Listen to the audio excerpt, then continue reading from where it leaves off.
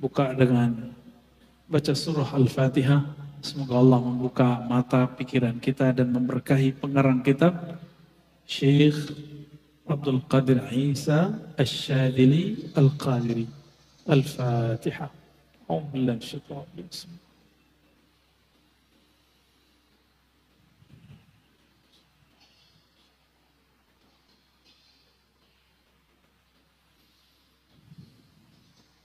Baik. Bab yang paling penting di sini adalah al-bahth anil waris al-Muhammadi. Mencari waris Nabi yang berhak menjadi mursyid. Jadi mursyid itu siapa? Gitu ya. Bukan orang yang sekedar dapat ijazah. Itu belum tentu. Mungkin dia dapat ijazah kemursyidan. Tapi kualitasnya bisa jadi belum. Ya. Kita ringkas saja, jika seorang dokter harus sekolah dulu, harus ada praktek dulu koas, lalu ada jam terbangnya. Dokter yang sudah lama berbeda kualitasnya dengan dokter yang baru, benar nggak? Tukang urut juga begitu. Sekali pegang, udah tahu dia ini penyasalannya ini. Jika ilmu yang zahir, mesti ada proses. Ada pengangkatan, ada izin supaya tidak malpraktek. Maka seorang mursyid, seorang murabbi, seorang guide rohani, dia mesti punya 4 kriteria minimal. Apa yang pertama? Ayyakuna aliman bil faraidil ainiyah. Di kitab saya halaman 69. Dia mengerti apa yang fardu ain. Gak mesti dia seorang mufti, seorang ulama besar. Yang penting dia mengerti persoalan apa yang wajib, apa yang sunat. Itu cukup. Jadi tidak menjadi syarat seorang mursyid itu dia orang yang jago baca kitab.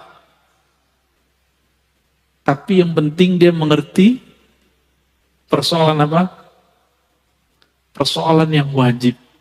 Ya. Yang kedua, ini yang paling mahal, ayyakuna arifan billah.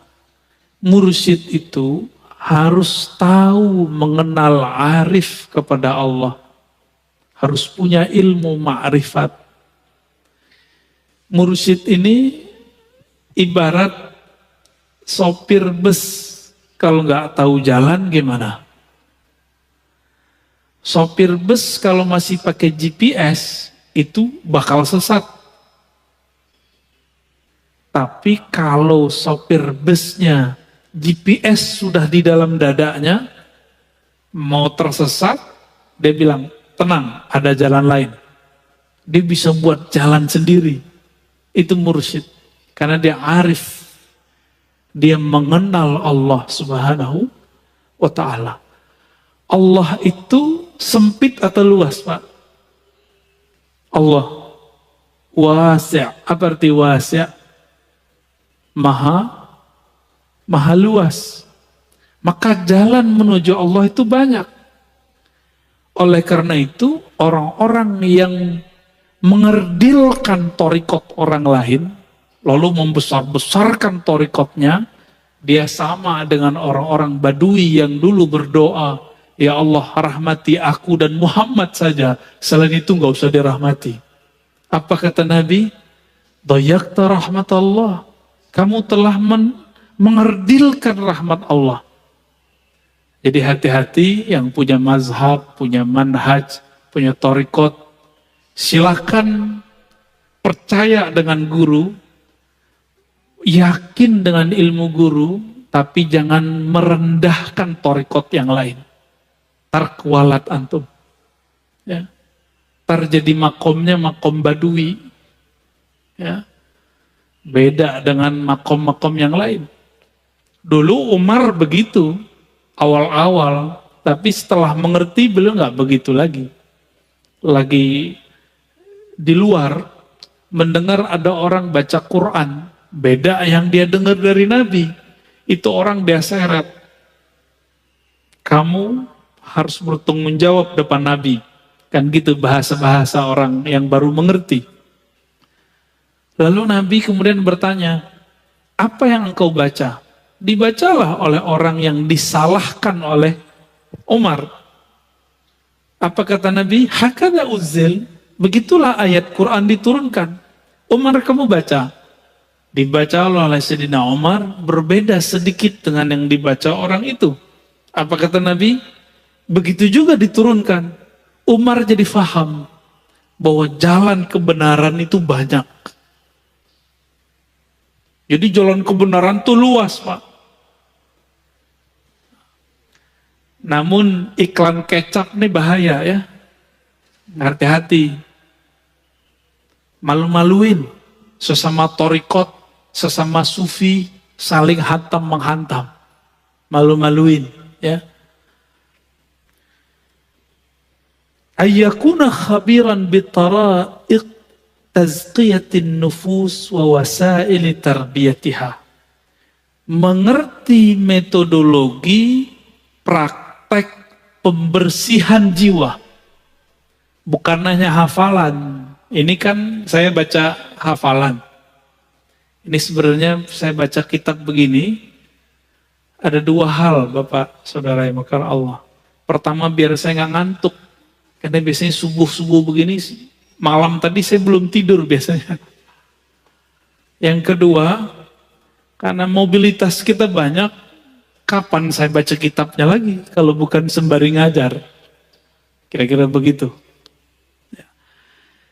Jadi seorang mursyid harus mengerti metode-metode apa? Tazkiyatun nafs. Penyucian jiwa dan gak boleh kaku. Kalimatnya tara'iq, jalan-jalan, metode-metode, bukan satu. Wasail, bukan wasilah. Cara-cara, media-media. Jadi seorang mursyid itu yang ideal gak boleh kaku. Dia harus berkembang. Seperti itu yang diajarin guru saya, selesai. Kalau nggak suka, keluar. Nggak begitu, Pak. Tinggalin aja guru begitu. Ya.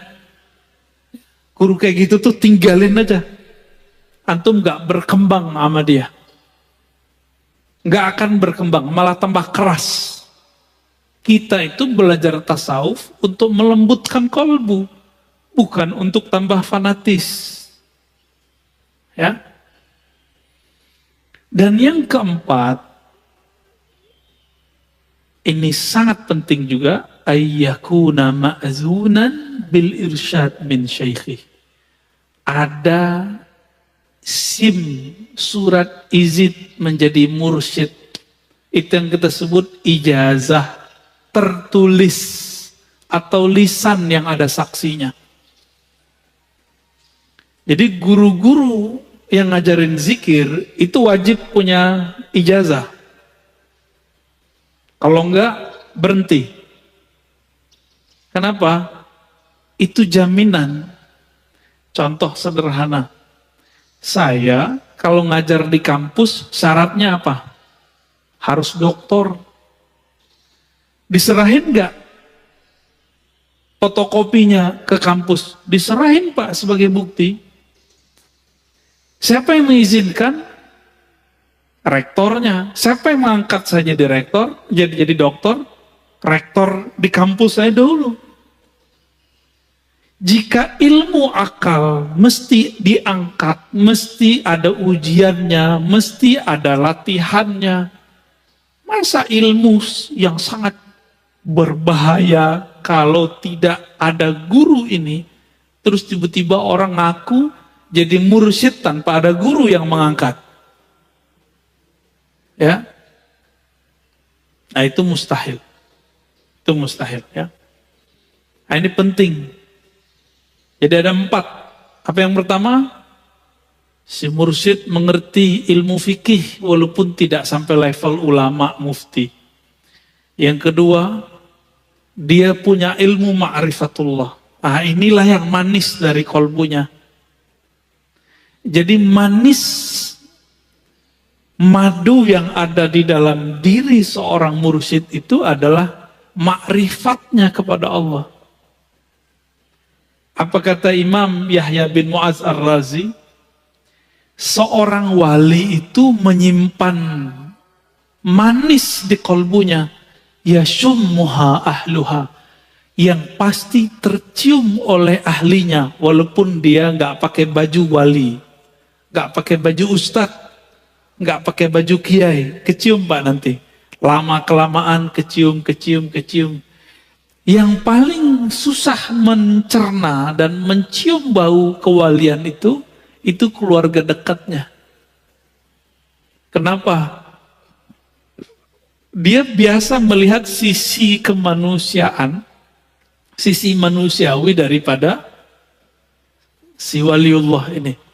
Maka dia berpikir, masa suami saya wali? Masa bapak saya wali? Masa saudara saya wali? Begitu. Jarang. Itulah rahasianya kenapa Abu Jahal, Abu Lahab tidak beriman kepada Nabi Muhammad sallallahu alaihi wasallam. Ya. Jadi jangan baper, Pak. Nabi Lut istrinya khianat gak? Nabi Nuh juga begitu. Anak Nabi Nuh juga sama. Ya.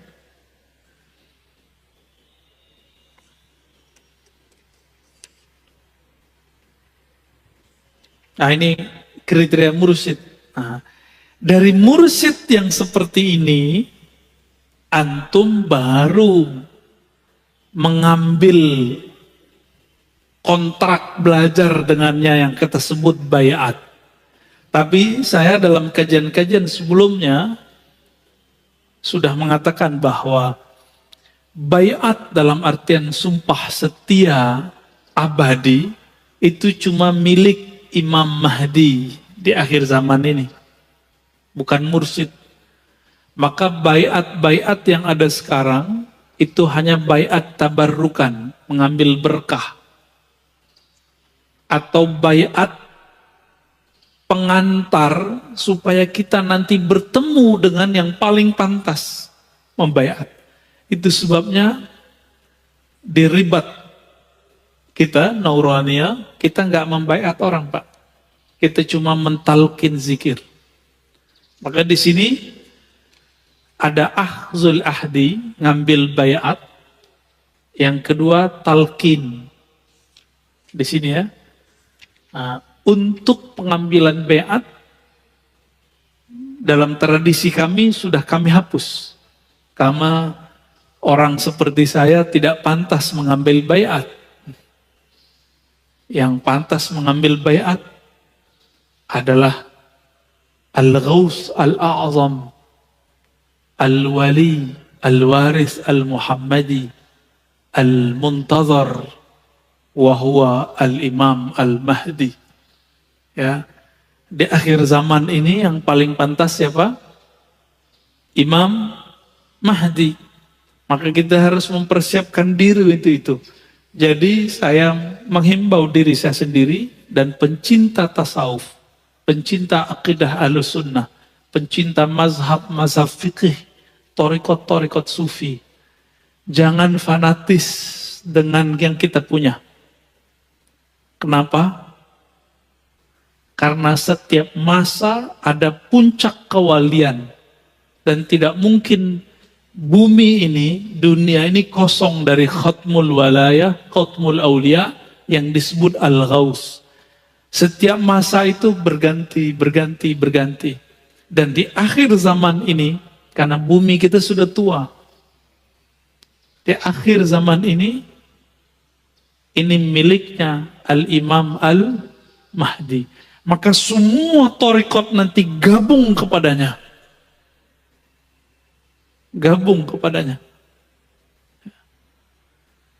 Jadi sekarang kita pakai torikot itu cuma wasilah supaya rohani kita terjaga. Harapan kalau umur panjang, nggak mati karena COVID, Pak. Ya, kita bisa berjuang bersamanya.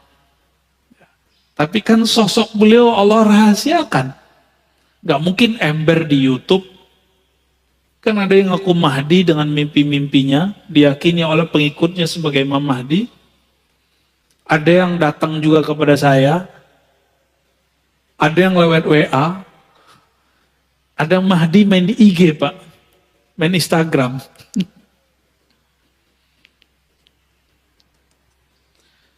Apa dalil mengambil baiat itu ada? Itu ternyata di Quran ada.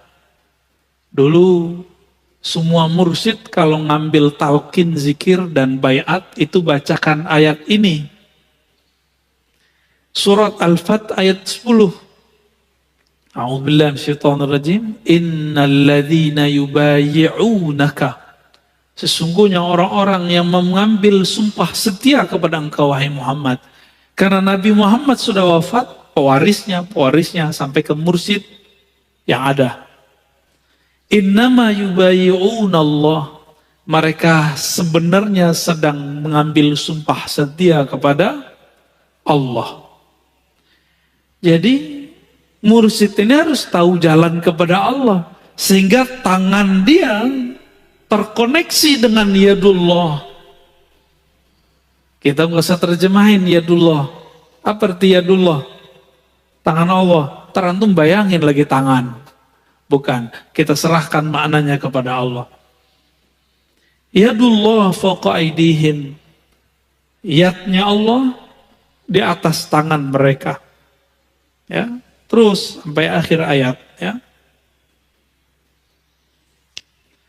Ini dalil bahwa baiat itu ada di Quran,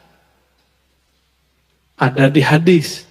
Nah, dalam hadis Nabi SAW, Nabi SAW kadang membaiat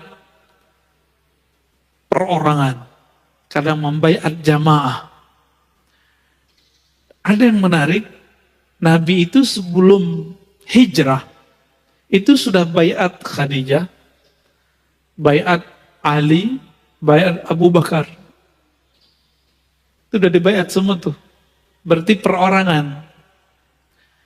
Lalu dalam perkembangan ada baiat yang dilakukan di rumah Baitul Arqam. Berarti ada macam-macam baiat. Ada periodik. Setelah itu berkembang, datang utusan dari Madinah 12 orang. Itu baiat Aqabah pertama. Karena tempat baiatnya di Aqabah. Diam-diam itu, Pak. Diam-diam walaupun kemudian menyebar. Lalu baiat Aqabah kedua sekitar 70-an orang. Nanti Al-Imam Al-Mahdi mungkin juga sudah akan melakukan proses ini. Sebelum dia muncul, diislah oleh Allah, itu akan terjadi proses ini. Sebelum puncaknya nanti ada baiat di Masjidil Haram, di Mekah, di belakang Rukun Yamani. Yaitu di belakang makam Ibrahim. Di situ ya. Atau antara makam Ibrahim dan Rukun Yaman. Di situ nanti ada baiat. Siapa yang membaiat beliau? Disebut mereka pewaris Ahlul Badar. Jumlahnya sekitar 313. Itu yang gelombang pertama yang besar. Nanti akan terus datang dari mana.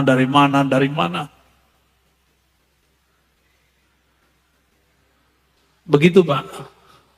Jadi jangan terburu-buru dulu, ya. Orang-orang kan nggak sabaran. Udah nggak sabaran. Ada berita dikit, oh kayaknya nih Panji hitam nih. Belum, ntar dulu. Masih ada space. COVID-nya belum beres kok. Ya enggak? Baik. Berarti ada baiat fardi, ada baiat jama'i. Baiat arti baiat sumpah setia. Yang berhak ya Rasulullah. Ar-Razi nggak berhak, Pak. Ya, aneh nggak pantas. Siapa yang pantas? Mursyid. Mursyid itu cuma ngambil berkah. Ngambil berkah aja mursyid. Kecuali mursyid dia bisa membawa murid kepada Allah. Silakan antum ngambil baiat orang. Ini mursyid aja masih was-was. Sholat aja belum khusyuk, hati aja masih banyak dengkinya, masih banyak ghaflahnya, ngambil baiat orang. Terus mau dibawa kemana tuh murid? Maka saya mengajak diri saya sendiri dan antum, mungkin di luar sana yang praktisi tarekat, ya ukur-ukurlah diri, hasibu anfusakum qabla an tuhasabu. Ukur dulu dirimu, pantas nggak? Ya. Nggak pantas Pak kita. Saya menganggap diri saya nggak pantas. Kalau antum merasa pantas, silahkan. Ya. Oh saya sudah punya ijazah 10, enggak. Ya.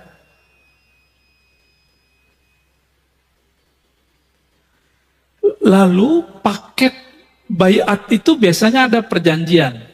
Akan begini, akan begitu, akan begini, akan begitu ya. Intinya sebenarnya adalah sumpah setia, syahadat kepada Allah, syahadat kepada Rasul. Itu dia. Jangan ditambah-tambahin Pak. Ini ada yang asyhadu la ilaha illallah Rasulullah, anna mursyidi waliullah. Nah, ini nambahin namanya. Ini udah mulai muncul nih. Ya. Udah mulai muncul. Dulu di Jiran itu ada namanya Darul Arqam. Itu difatwakan sesat di sana karena dia syahadat asyhadu alla ilaha Rasulullah wa anna fulan waliullah. Itu. Walaupun sebenarnya itu tidak merusak syahadat pertama dan kedua, tapi bagi orang-orang yang sensitif itu dianggap menambah-nambahkan. Ini saya dengar beberapa thariqat sudah mulai begitu. Kecuali mursyidnya kutub. Bukan kutu kupret Pak. Ya, kutub. Wali kutub boleh. Kalau wali kutub, pasti kutub yang lain tahu. Ciri-cirinya, orang ini disepakati kewaliannya oleh para wali. Karena wali mengerti siapa wali.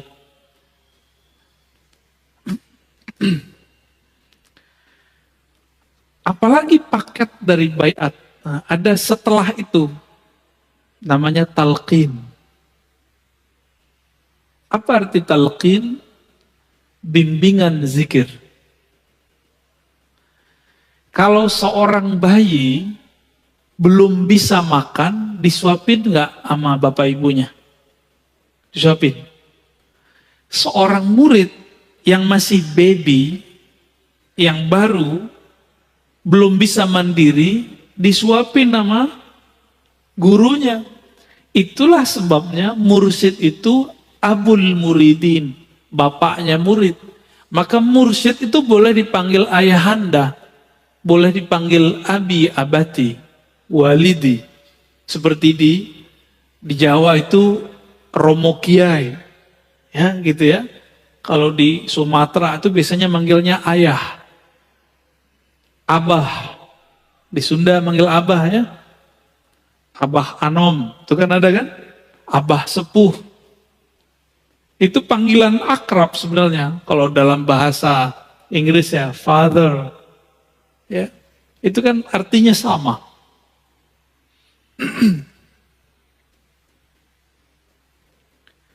Jadi talqin ini perlu. Nah, seorang mursyid nggak mungkin langsung mentalkin.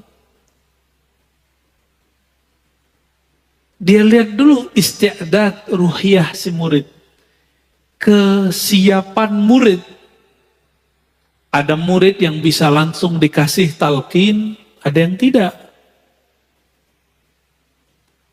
Kenapa? Talqin itu ibarat kita nanam biji atau nanam padi. Ini orang kota semua ya, pada nggak ngerti kali ya. Kalau saya dulu pernah nanam padi di sawah. Itu sebelum sawahnya ditanamin, bekas panen sebelumnya, tanahnya keras nggak? Diapain? Dibajak dulu, Pak. Membajak sawah sebelum ditanami, itu namanya prakondisi talqin. Itulah fungsi tazkiyatun nafs. Jadi tazkiyatun nafs itu paketnya sebelum talqin, saat talqin, setelah talqin.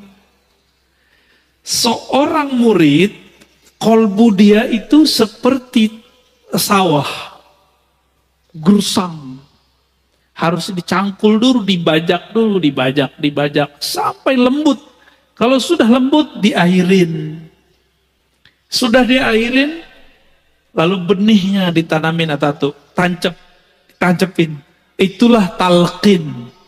Jadi apa arti talqin?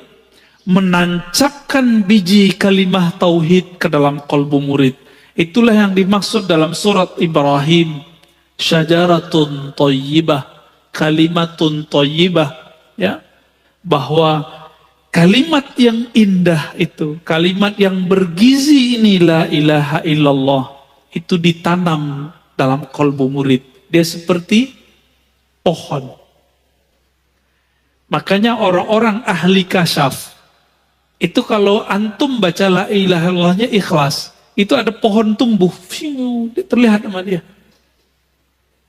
Jika di dalamnya ikhlas, itu pohon langsung berbuah. Bukan di sini berbuahnya, di surga. Beberapa ahli kasyaf dulu melihat, tapi mereka bingung, dikira hadis, padahal bukan hadis. Dari kalimah itu muncullah Allah ciptakan malaikat bersayap. Terbang dia. Ada juga yang melihat begitu, dikira hadis Nabi. Bukan, itu bukan hadis Nabi. Itu kasyaf, visualisasi yang terlihat oleh orang yang kolbunya sensitif. Ya, kalau nggak punya ilmunya jadi halu. Hati-hati Pak ya. Jadi perlu nggak talqin zikir? Kalau bagi saya talqin zikir wajib. Karena Nabi mentalkin para sahabat. Coba kita lihat riwayatnya. Pertama riwayat Imam Ahmad, Tabarani, dan Bazzar. 3 riwayat. Ini disahihkan oleh Imam Al-Haythami.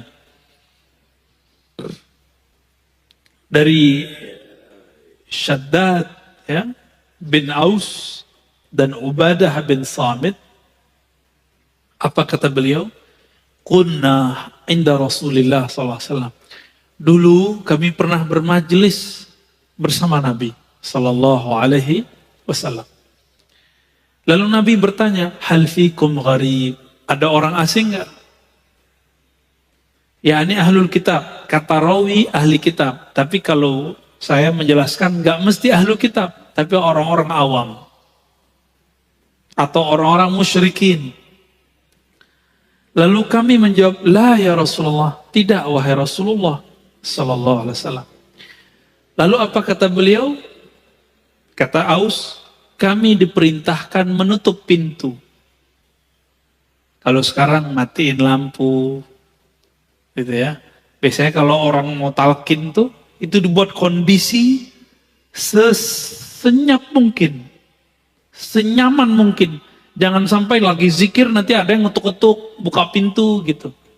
Maka dikunci pintu, bighal kilbab.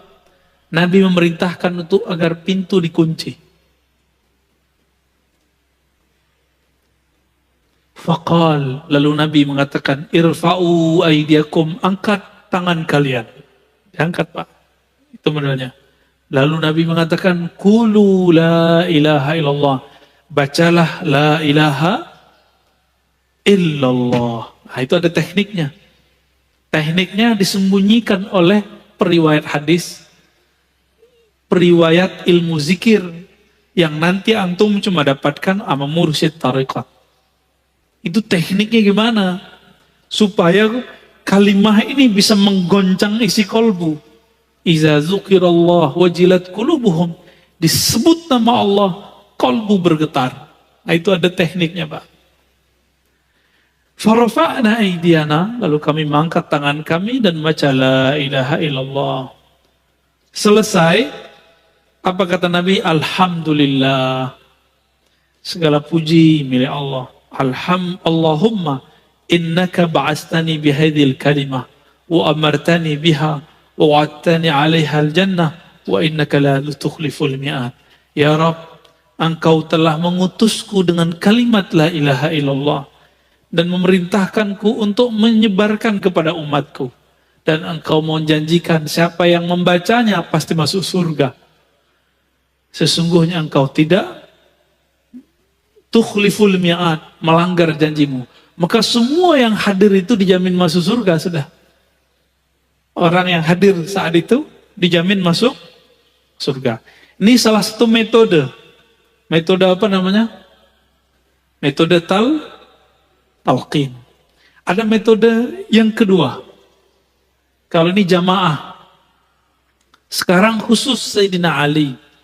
Hadis ini riwayat Imam Tabarani dan Bazzar.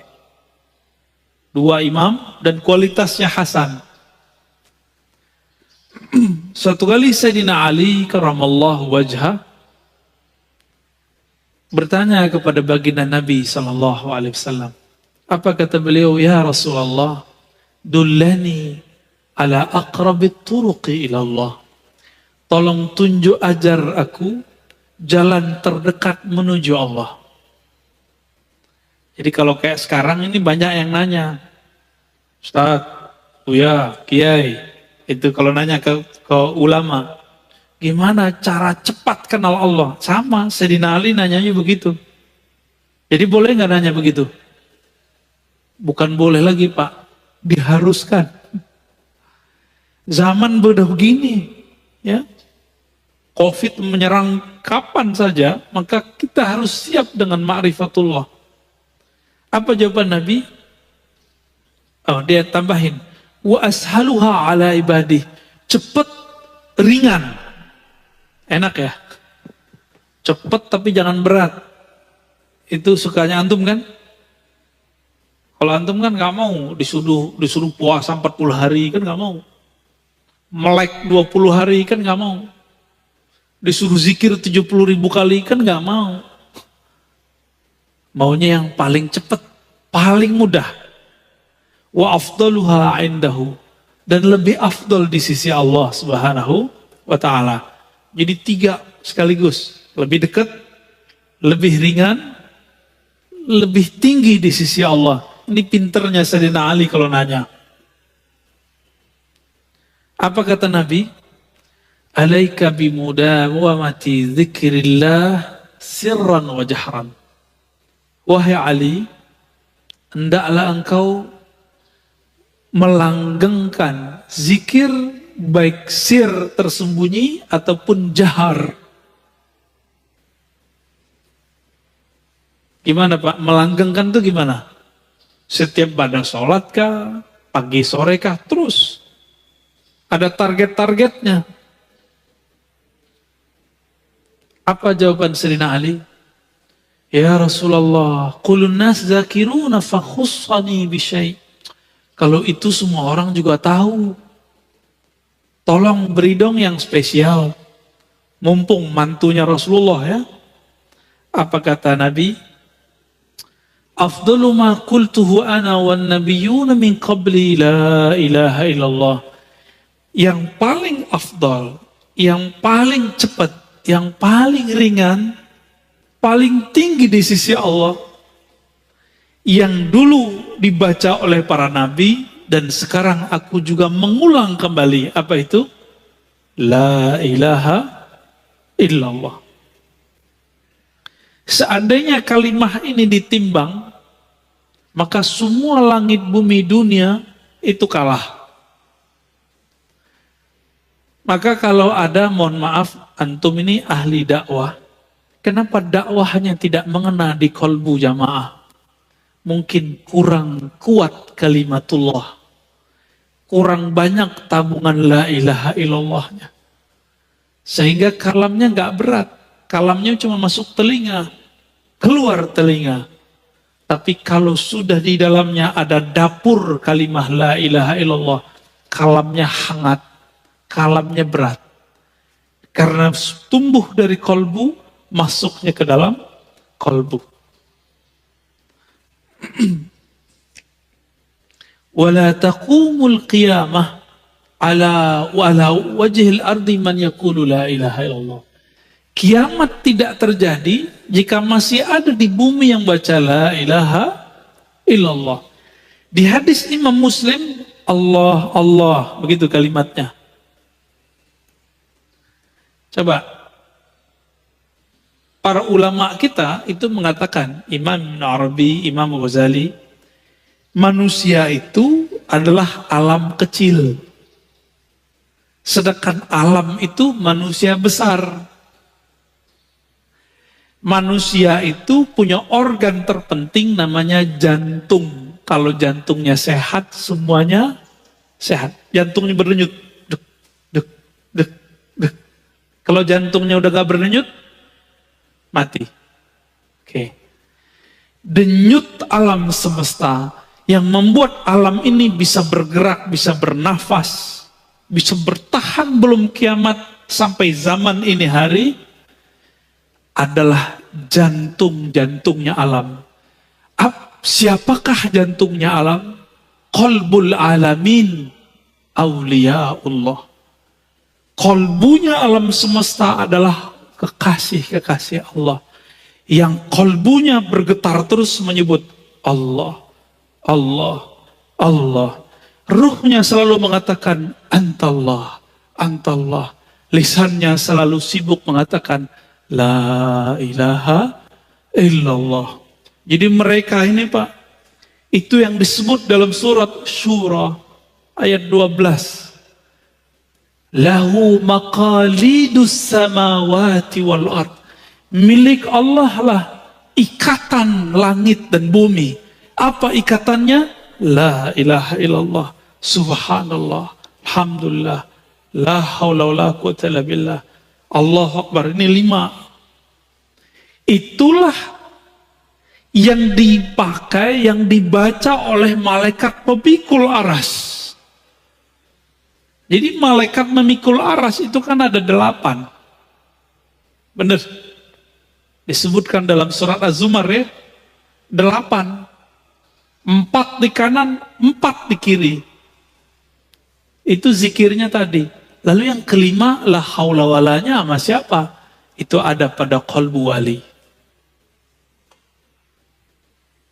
Kalau walinya mati, atau sudah nggak ada yang baca kalimah itu di bumi, itu tiang aras goyang. Itulah kiamat. Jadi nggak usah khawatir dulu, kiamat masih bisa diundur. Cuma ngundurnya nggak tahu Pak, bisa lama apa bisa cepet. Ya, saya ulangi. Kolbu, jantung itu organ terpenting tubuh manusia, benar? Kalau jantung rusak, rusak nggak tubuh? Jantungnya alam semesta siapa? Aulia Allah. Ini dia. Hadis sahih riwayat Imam Muslim, la taqumus sa'ah hatta la yuqalu fil ardi Allah Allah. Tidak terjadi kiamat, kerusakan terbesar di alam semesta sampai tidak di bumi yang membaca Allah Allah. Yang baca Allah Allah lisan atau kolbu?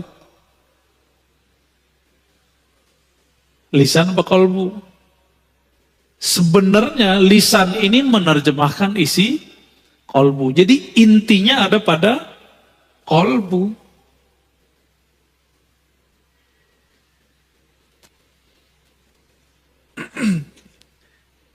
Lalu Sayyidina Ali nyundul lagi, nanya, wahai Rasulullah, itu kalimah saya tahu, tapi tekniknya gimana? Itu pertanyaannya. Mumpung sama Nabi, berdua sama Nabi beliau. Apa kata Nabi? Ghammid ainaik wasma' minni la ilaha illallah. Pejamkan matamu lalu baca la ilaha. Wah, ini teknik talqin dalam thariqah. Maka dalam semua thariqah sufi itu mata mesti dipejam Pak kalau zikir. Itu bukan tidur. Jadi antum kalau pergi ke zawiyah-zawiyah, surau-surau, pesantren zikir, mereka merem itu bukan lagi tidur Pak. Merem itu lagi zikir. Cuma kalau yang di sini merem beneran tidur ini. Oh tidur kan? Gak apa-apa, biarin. Itu lagi programming.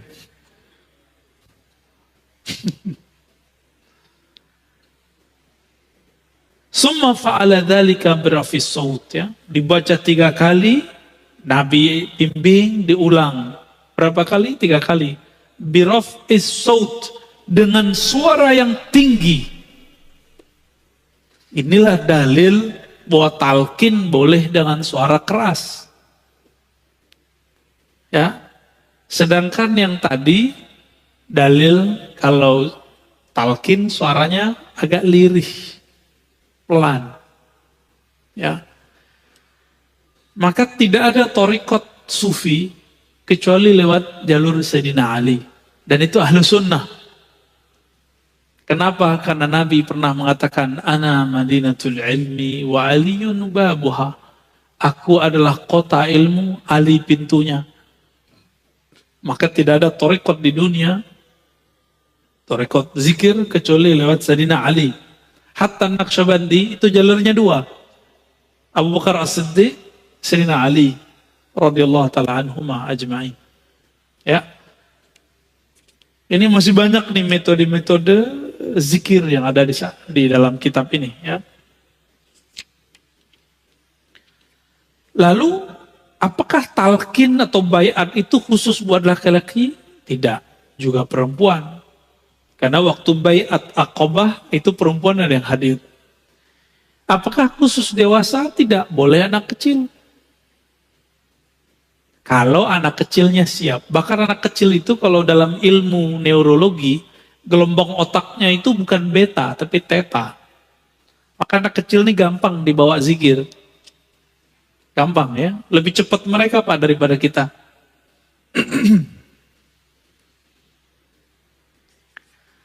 Oke, kira-kira itu kajian yang paling penting pada pagi ini. Pertama tentang syarat atau kriteria mursyid yang dicari ada 4. Kemudian apa yang kita ambil dari mereka? Saya mengatakan ada baiat, ada talqin. Namun di akhir zaman kalau ada baiat itu cuma tabarukan, ngambil berkah. Ngambil berkah aja. Jadi boleh nggak seorang mursyid ngambil baiat? Boleh, silakan, tapi tabarukan. Dalam hatinya harus mengatakan yang berhak ini adalah pewaris tunggal Nabi, yaitu Al-Imam Al-Mahdi. Dia cuma naib aja, cuma wakil. Ya. Lalu kemudian yang ketiga, ada macam-macam metode talqin, ada berjamaah, ada pribadi. Nah, inilah yang kemudian tidak diwarisi oleh ahli fikih, tidak diwarisi oleh ahli akidah, tidak diwarisi oleh politisi. Ustadz politisi nggak bakal kenal ini kalau dia nggak pernah berthariqah. Yang tahu ini siapa? Ahli thariqat. Maka nggak mesti ustadznya nggak tamat Timur Tengah, nggak mesti. Kalau dia ke Timur Tengah nggak pernah ngambil talqin, sama. Karena talqin itu dulu diambil oleh ulama kita di Mekah, di Madinah, di Hadramaut, di Mesir, dibawa, nyebar sudah ke negeri kita. Ya, alhamdulillah, maka tidak ada negeri, wilayah di Nusantara kecuali wali-wali Allah dulu pernah menyebarkan talqin zikir la ilaha illallah. Jadi kenapa Bapak Saudara sahabat Allah zikir-zikir kita kurang menyentuh kalbu karena belum pernah disuapi oleh ahlinya. Maka saya berharap carilah ahlinya, berguru kepadanya, ikuti metodenya. Jangan langsung suka-suka antum, Pak Kiai, talkin langsung dong. Gak bisa begitu. Dia punya metodologis, ikutin aja. Itu namanya adab berguru. Pak Kiai, saya kan sudah lama, langsung aja. Kalau kiainya tersinggungan, gawat Pak. Kamu cari aja guru yang bisa kamu buat suka-suka. Bisa digituin ntar sama kiainya. Ya. Jadi kita kalau berguru ada nanti adab-adabnya. Insya Allah nanti di pertemuan ke depan ada namanya adab terhadap guru dan sahabat. Insya Allah.